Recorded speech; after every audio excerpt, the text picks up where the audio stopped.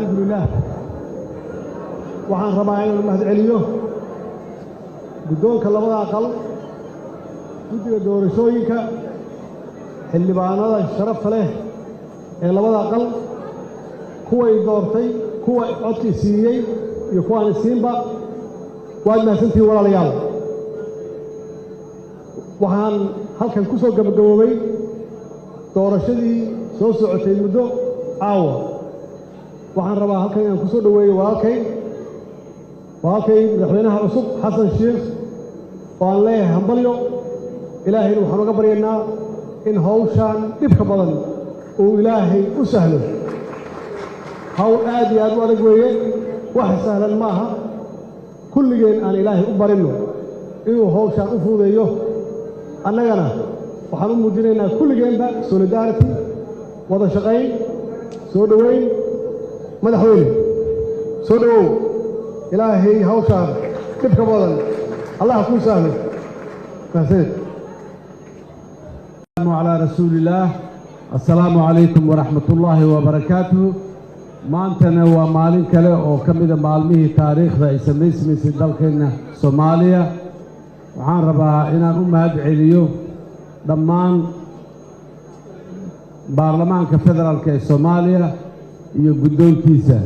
sidoo kale madaxweynaha Maxamed Cabdullaahi Farmaajo halkaan ugu soo dhaweeyay asagana waa u mahad celinayaa waxaan u mahad celinayaa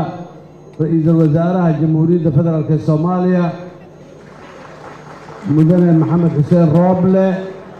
iyo guddigiisii doorashada ee soo daadiyay doorashadan muddadii dheereed sidoo kale dhammaan madaxweynayaasha dawlad goboleedyada ee deegaanadii ay madaxda ka ahaayeen ayaguna ka soo dhaqan geliyay doorashadan oo baarlamaankan sharafta badan ee muuqaalka qurxoon ee maanta nala jooga ay ka yimaadeen dadka Soomaaliyeed dhammaan waxaan leeyahay waa mahadsantihiin intii sabab u noqotay in maanta meeshaan la soo gaaro dhammaantiin waa mahadsantihiin madaxweynuhuna waa ku mahadsan yahay in asla maanta halkan uu garab taagan yahay sidii aan marar badan oo hore ku celiyay dalkeennu wuxuu u baahan yahay inaan hore u soconno inaan dib u noqonno uma baahna gocasho uma baahna tabya uma baahna waxaan u baahannahay wixii jira ee tabasho ah mustawa kasta ha la ekaadeene inaan daaweyno sidii aan maalmo dhaweyto markii aan iclaaminayay murashaxnimadeyda habeen dhowd aan ka dhawaajiyey iska aarsi ma jiro isdabagal maxaan ku idhaahdaa ku salaysan siyaasad ma jiriyo dalkaani qawaaniin ku filan uu leeyahay haddii wax isbedela iyo wax lagu kala duwan yahay ay yimaadaan qawaaniinta ayaan la tiigsan doonaa ilaahay idankiis ee qof walba sida la quman ma yeelin dadka Soomaaliyeed dhibaatooyinkii muddada dheer soo gaaray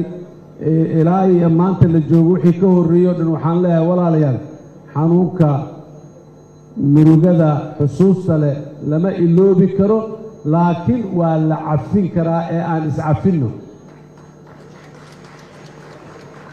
qalbigeenna aan hagaajinno aan ka fikirno berri yaanan ku mashquulin shalay iyo wixii soo dhacay haddii aan la yidhaah waxaan ka shaqayn doonaa berri qurxoon mustaqbal qurxoon dal iyo dad qiimo iyo sharaf ku leh adduunka waxaan dhaqan gelin doonaa halhayskaygii ahay Soomaali heshiis ah dunidana heshiis la haddii aan la yidhaah khudbadeenu ma istaagin maantana caawadeedii ma aha waa isla hadlid iyo khudbooyin waa noo dhiman yihiin mar kale aad iyo aad ayaan ugu mahad celinayaa baarlamaanka waxaan aad iyo aad ugu mahad celinayaa walaalkay garab taagan Maxamed Cabdullaahi Farmaajo oo ah madaxweynihii iga horreeyay aan xilka halkan kula wareejiyey inuu maanta igu wareejiyana sharafay anigana ii tahay asna waa u tahay dalcan dadka Soomaaliyeedna waa u tahay muuqaalkooda iyo karaamadooda qurxoon aad iyo aad ayaad u mahadsantihiin wassalaamu calaykum waraxmatullaahi wabarakaatuh xildhibaanada fadhiisteen madaxda baxaysa madaxweynaha cusub iyo madaxweynihii hore ayaga federaalka Soomaaliya waxaan leenahay ilaahay xilka ku fuudeeyo mudane madaxweyne 5 sano 3 bilood iyo 7 maalmood kadib وهذا halkan xilka ku wareejisay maanta waxa halkan lagu dhaarinayaa dadka dalka iyo diinta islaamka iyo dastuurka Soomaaliyeed waxaynu bilaabi doonaa insha Allah taala dhaarta uu jireeyay qodobka 96 ee dastuurka ku meel gaarka ee Jamhuuriyadda Federaalka Soomaaliya kitaabka gacanta saar midig dhaartina oo bilaabayna insha Allah taala wadiga dabooran waxaan ku dhaaranayaa magaca Ilaahay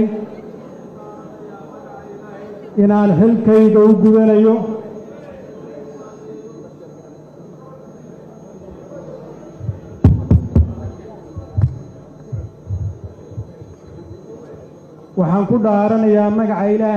waxaan ku dhaaranayaa magaca Ilaahay inaan xilkayga u gudanayo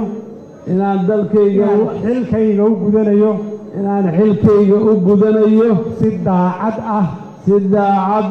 oo danta dalka dadka iyo diinta ku jirto dhowrana dastuurka qaranka